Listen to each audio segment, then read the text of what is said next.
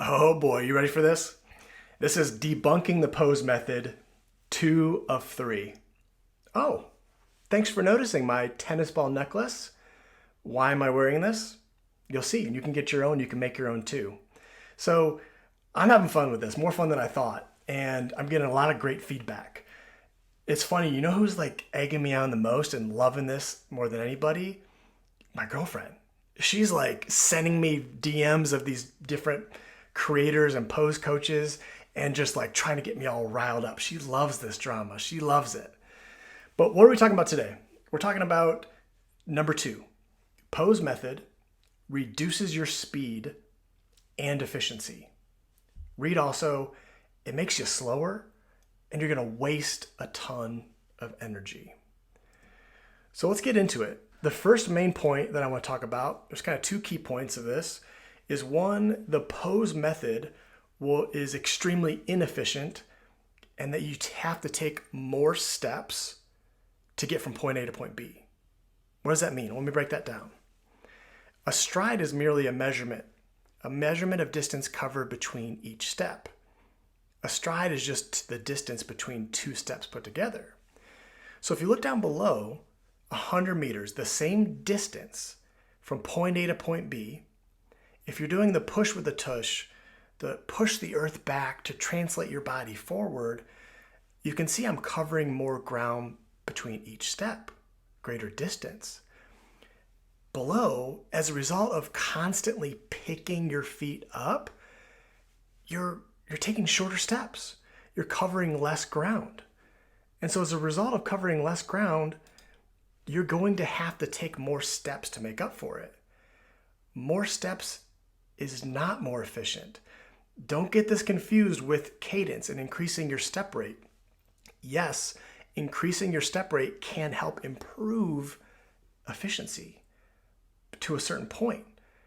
And I'll talk about another time, improving your step rate is only helpful when you have the right mechanics. If you have incorrect, inefficient mechanics and you're pulling up and you're just pulling up more frequency, it is not more efficient. We're taking so many more steps to get to the same distance. So don't be confused by the distance covered between each step and the number of steps in a certain distance versus the frequency of steps. So hopefully that makes sense. Where does this occur? How can you get this longer stride or distance covered? Here's where it happens. So you see the steps at the top. It's like we're taking one little snapshot between each step. On the left here, I'm just balanced on one leg. I'm on my right leg. And how I move forward, one, we talked about last time, the lean. Yes, gravity is helping me, but also the muscles, the push with the tush. So the back part of the stride, the back of the stride is where I want to maximize. I'm pushing the ground further and further back behind me to translate further forward. Let's get an analogy. Look who made it back. Look who's back to debunk the pose. It's Tommy. He was not happy that we didn't throw him the ball, that we were just throwing the ball up in the air. So we're going to make it up to him. We're going to teach Tommy how to row, how to run.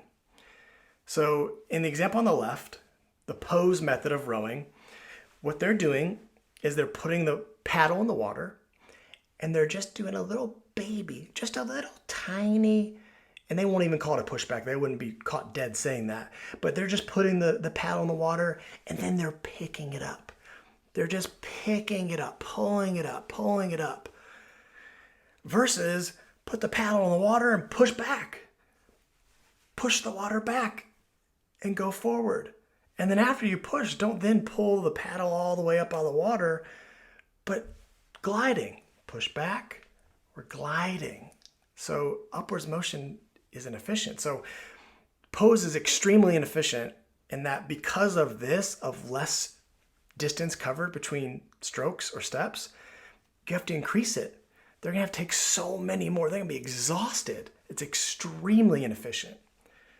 So I wanna go over, play a video where I'm doing the pose and pulling up versus the push. And you can see the distance covered is 3 parking spaces. That's 27 feet. So go and watch how many steps it takes for me to get from point A to point B with the two different methods.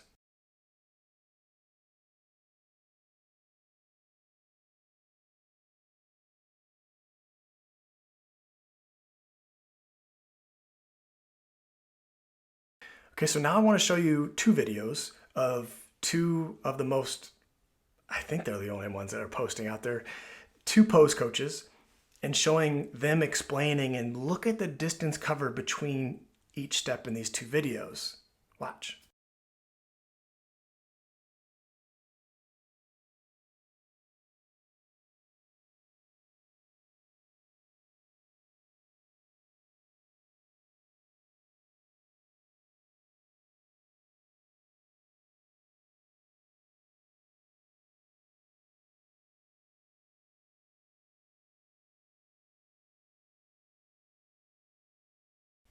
So the second part makes you inefficient. It also makes you slower. Here's me. I posted this the other day on Instagram where I'm doing 5 minutes of pulling versus pushing. And I'm trying to see what's the data. I have the Garmin watch, the little pod, and what you can see, and I'll let this play,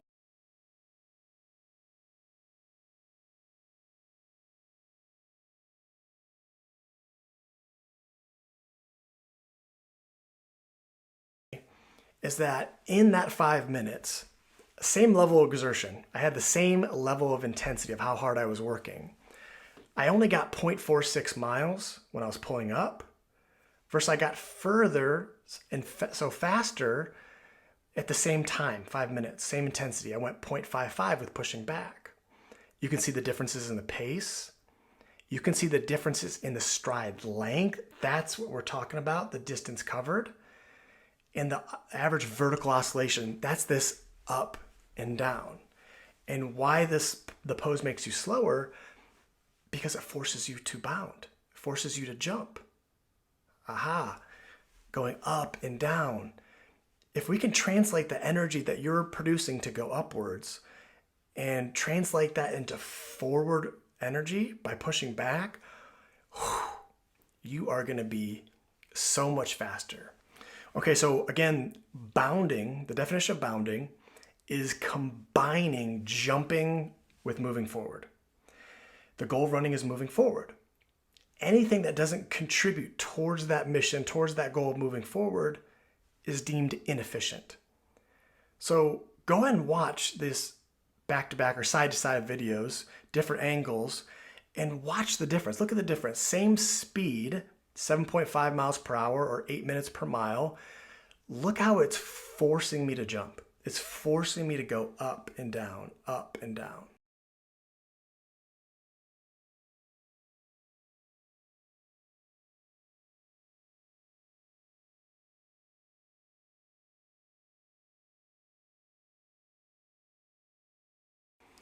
Do you remember this? If you're a little bit newer, I haven't posted about this in a while, the tennis ball necklace. What is this? What's this bling, you ask? It's our jump detector. It is a tool to not only be diagnostic to see if you're bounding, but then is a corrective. And how this works is, I have instructions on this. This is measured too high. You have a shoelace, tennis ball, and you have it near your center of mass, near your belly button. The cue is, I want to try to minimize movement of the ball. Minimize movement of the ball. It's not going to not move. It is going to move. But what's going to happen, if you're jumping and you're going up, the ball goes up. And what goes up must come down. The ball comes down and it hits you. So the cue is every time that if you feel the ball whap, smoke, hit, mash your stomach, that's your cue. Can I then change my mechanics such that it doesn't hit me? And naturally, this is where learning occurs. Naturally, you'll see people conform their mechanics to be more horizontal, less jumping, staying lower, and naturally they'll feel that difference. And then every time it happens, it hits you, that's your cue. And then over time, we want to take away the cue. We don't want to become reliant on it. So then we take the ball on and off. We mimic the mechanics. We mimic the mechanics with the ball on and off until that becomes our new movement pattern. I've got a free L2RTBN.com, free interactive course where I teach you how to make this. You can watch and then listen and learn. I'm in your ear and we're doing it together. And then I got a treat for you. One of the coaches, the pose coaches, was wearing a necklace. Watch what happens to this necklace with running with a pose. Check it out.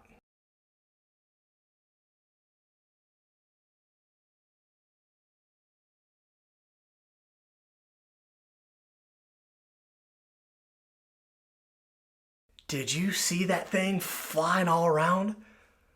Thank goodness it didn't I don't wish ill on anybody. Thank goodness it didn't give him a concussion. I'm just glad he's okay. And again, any coach that is trained in pose, and if their only reason for not wanting to learn something new is that they have money invested or time, I can help you. I'll give you a significant 50% off. I will give you 50% off my coursework, and I will help you because I just want to help the most amount of people. Again, why am I doing this? I'm just trying to help. I'm just trying to help as many people as possible to not get injured and run faster and be safer. We all deserve to run if you wish.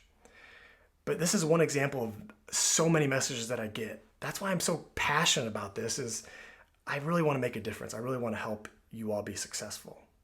But here's a message I got recently. I've been trying the pose method for a while, most of this year until recently. I've basically been sidelined majority of the time with shin splints and a loss of athleticism because of this method, the pose method. I decided to start running with what feels natural to me again, and the shin splints are getting better. I'm getting back to my athleticism and stamina. What feels natural to me is basically what you are teaching to us with using your arse. Push with the tush, baby. Yes, jumping, doing the bounding, doing the pose of pulling up, your shins, boom, boom. I have an episode 4 on my podcast all about shin splints and give you some examples of what causes them and then some methods to also treat this. Shin splints should be completely avoidable. So all that to be said, I hope you enjoyed this video. Please let me know your thoughts down below and stay tuned for video 3 coming up in the future.